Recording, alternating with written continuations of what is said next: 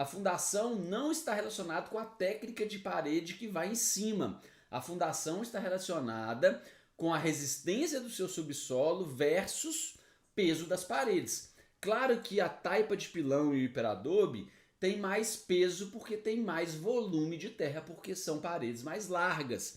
Então você tem que dar atenção para isso. A fundação vai ter que ser mais larga para suportar esse tipo de técnica. O pau a pique e o adobe, se forem feitos com estruturas autônomas, seriam pilares e vigas, você vai ter força pontual nos pilares e não abaixo de toda a parede. Então, nos lugares dos pilares, você tem que dar mais atenção e talvez fazer uma sapata, um tubulãozinho. Já para a taipa de pilão e para o hiperadobe, você tem que dar uma atenção tremenda para todo o perímetro, para todo o comprimento das paredes. Então a fundação vai ter que ser robusta no comprimento da parede toda, tá? Isso não exclui que você embaixo das paredes de adobe tem que ter também a fundação e do pau a pique também. Não é só porque o pau a pique e o adobe vão ser feitos com pilares que vão ter forças pontuais que você não tem que fazer uma fundação embaixo de cada parede também.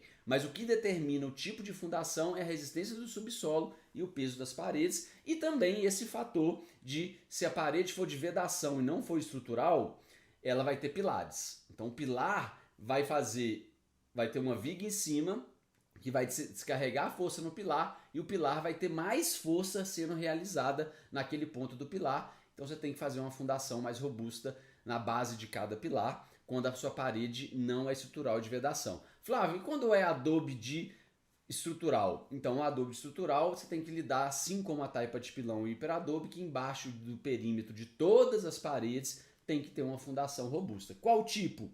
O tipo de acordo com a resistência do subsolo, que você vai determinar através de uma sondagem ou de uma pesquisa empírica na região de como é feita as fundações das casas convencionais, colocar uma sobrecarga porque as paredes de terra são mais pesadas e executar a sua fundação. Aqui em casa, ó, eu tenho ali, ó, parede de adobe estrutural. Lá na quina não tem pilar, nem nessa quina. Então a parede toda descarrega o peso do telhado no perímetro todo, no comprimento todo da parede. Então essa fundação aqui, ó, ela é robusta do começo ao fim da parede e não só nas quinas, tá? Isso é muito importante, presta atenção nisso.